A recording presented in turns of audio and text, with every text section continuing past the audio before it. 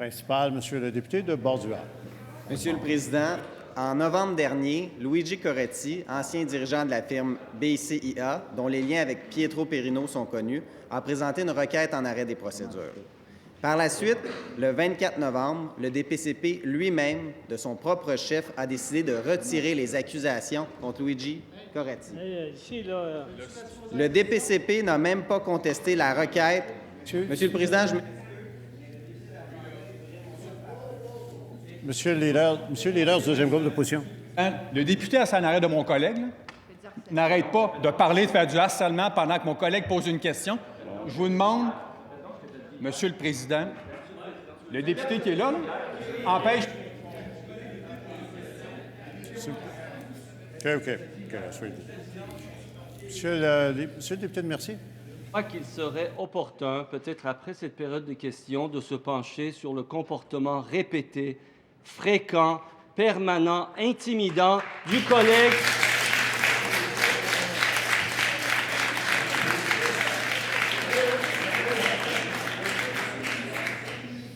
Monsieur le député de Bordua, c'est à vous la parole. Et je demande à tous les députés qui sont autour de Monsieur le député de Bordua qu'ils cessent de parler parce qu'il n'y a que Monsieur le député de Bordua qui a la parole. Oui, monsieur. Monsieur le leader du gouvernement. Le fait qu'il y a eu une infraction au règlement que vous n'avez pas soulevée. Peut-être que vous l'avez soulevée, je m'excuse, j'ai peut-être manqué un moment, mais je crois bien qu'on était à la période de questions. J'ai dit à Monsieur le député de Bordua qu'il était le seul à avoir le droit de parler ici. Je pense que ça correspond au règlement. Je vous écoute. Simplement, je ne veux pas perdre de temps, là. Je veux juste vous dire qu'il y a eu des applaudissements à la période de questions. Je me souviens de la dernière fois de votre réaction. Là, je la cherche. Je répète, s'il y a une personne ici dans cette Assemblée qui, entre autres, il semble y avoir un problème, là, vous pourrez, entre autres, le régler éventuellement. Mais en ce qui me concerne, puisque je suis d'ici, je vous dis, c'est le député de Bordua qui a la parole uniquement, et je ne veux pas entendre personne autour du député de Bordua qui puisse l'empêcher de parler. Monsieur le Président, le DPCP n'a même pas contesté la requête de M. Coretti.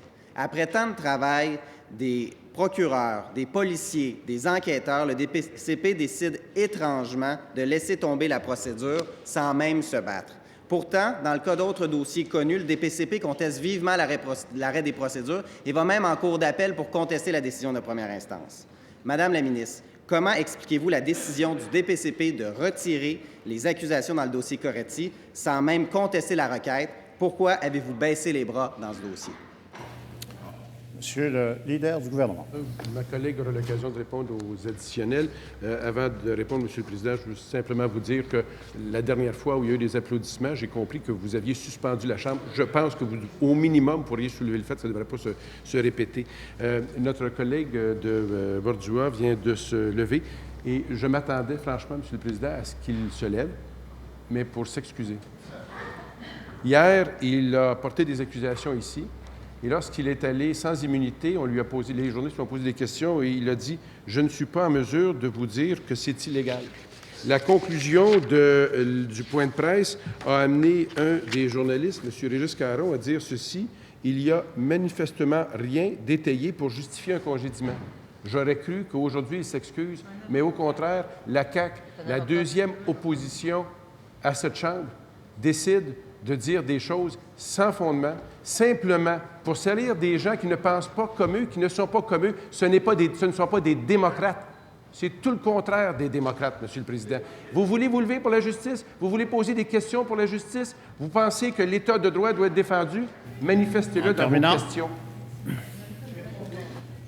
Avant de vous céder la parole, Monsieur le député de Bordua, je dois signaler que le leader du gouvernement a raison en ce qui concerne les applaudissements. Vous le savez très bien, tout le monde. Et je ne veux pas revenir sur cette question-là. Je ne veux plus en entendre, dans le fond. Monsieur le député de Bordua, en première complémentaire. Monsieur le Président, le DPCP retire les accusations contre Coretti sans contester le bien fondé de la requête, sans même tenter de se battre pour préserver le travail des intervenants de la justice depuis plusieurs années. La ministre de la Justice peut-elle nous confirmer que Pietro Perino, secrétaire général adjoint du gouvernement libéral, devait témoigner dans le dossier de Luigi Coretti. Madame la ministre de la Justice. Monsieur le Président, ce que le collègue fait aujourd'hui, c'est de mettre en doute l'indépendance du directeur des poursuites criminelles et pénales. À sa place, je serais gênée. Et il hoche de la tête. Et j'aimerais que ce soit consigné. Le député de Bordua attaque l'indépendance de l'institution qui est le directeur des poursuites criminelles et pénales qui gère plus de 100 000 dossiers criminels annuellement, de façon libre de toute influence politique, de toute influence médiatique, de toute influence, point à la ligne. Et je me lèverai autant qu'il faut pour défendre l'indépendance de cette organisation-là qui a été créée par notre gouvernement. Deuxième complémentaire, Monsieur le député de Bordua. Monsieur le Président, je vous rappelle que les procureurs de la ministre n'ont même pas plaidé pour tenter de maintenir le procès. Les Québécois ont le droit de savoir pourquoi.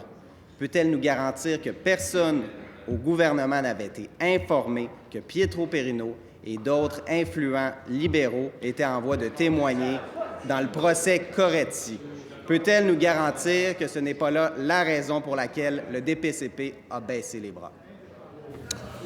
S'il vous plaît, Madame la ministre de la Justice. Monsieur le Président, je l'invite à dire ça à l'extérieur du Salon Bleu.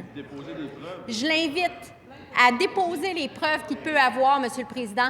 Le directeur des poursuites criminelles est indépendant. Attaquer la crédibilité de l'institution comme il le fait, Monsieur le Président, c'est indécent. C'est carrément indécent. Les dossiers du procureur des poursuites criminelles et pénales sont traités à l'intérieur du bureau du procureur des poursuites criminelles et pénales. Point. Point. Mais ce que je comprends de la CAQ, c'est qu'à leur place, il y aurait les deux mains dedans. Ça, c'est clair. Exactement.